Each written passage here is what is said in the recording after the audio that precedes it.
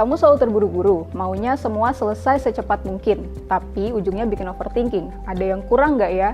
Seharusnya tadi begini, seharusnya tadi begitu.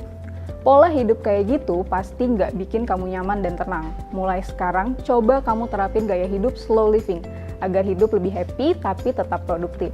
Gaya hidup slow living juga nggak mandang kamu orang kota atau orang desa, kamu pekerja kantoran atau petani di sawah.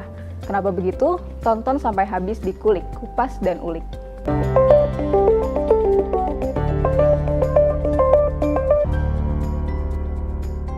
Gaya hidup model slow living bukan berarti kamu nggak ngejar mimpi kamu. Slow living justru mengajak untuk mencapai goals kamu, tapi juga sambil menikmati hidup. Emangnya dengan punya duit banyak hasil kerja keras bikin kamu 100% bahagia? Atau punya duit banyak hasil kerja keras tapi justru bikin kamu sakit sampai dirawat? Sesuai sama namanya, slow living. Ya slow aja nggak sih? Emang nggak capek kalau semua harus dikerjain cepet-cepet? Di kantor dituntut deadline, nongkrong di coffee shop harus bawa laptop, di rumah ditanya kapan nikah, yakin aman tuh mental.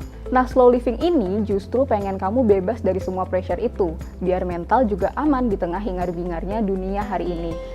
Slow living sebenarnya mengadopsi dari slow food movement, yaitu gerakan yang menginginkan kembalinya konsep makan tradisional yang lebih sehat, nggak kayak hari ini, di mana makanan banyak yang nggak sehat.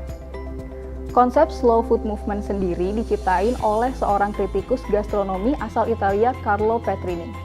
Slow living hadir sebagai alarm, kalau hidup itu harus dinikmati sambil tetap jalanin kewajiban yang emang jadi tanggung jawab kamu. Waktunya makan siang jangan dipakai buat tetap kerjain tugas kantor. Waktunya pulang kantor jangan masih stay demi kejar deadline atau karena nggak enak sama si bos belum pulang. Slow living juga nggak anti sama perkembangan zaman dengan segala pressure-nya. Tapi kesehatan kamu juga perlu dipikirin. Kamu harus lebih sayang sama diri sendiri. Jangan seolah terikat sama sesuatu yang bikin mental kamu rusak. Slow aja, nggak usah buru-buru. Tentuin mana yang jadi prioritas kamu. Berapa lama waktu yang kamu butuhin untuk kerjain sesuatu. Kalau kamu udah jalanin konsep hidup slow living, selain mental kamu akan terjaga, tidur kamu juga akan lebih nyenyak, suasana batin lebih happy, sampai bisa nurunin tekanan darah kamu. Hal tersebut diungkapkan oleh Janelle Kim, seorang dokter pengobatan asal Tiongkok, ahli herbal, dan penulis Myung-sung The Korean Art of Living Meditation. Tapi sayangnya, konsep slow living sering disalahartikan. Misalnya, harus jauh dari gadget demi fokus sama pekerjaan.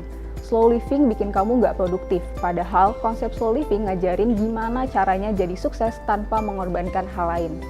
Dan kesalahan yang paling sering adalah ketika mengira slow living cuma cocok dilakuin sama orang-orang di desa, ibu rumah tangga, pengusaha, atau wirausaha.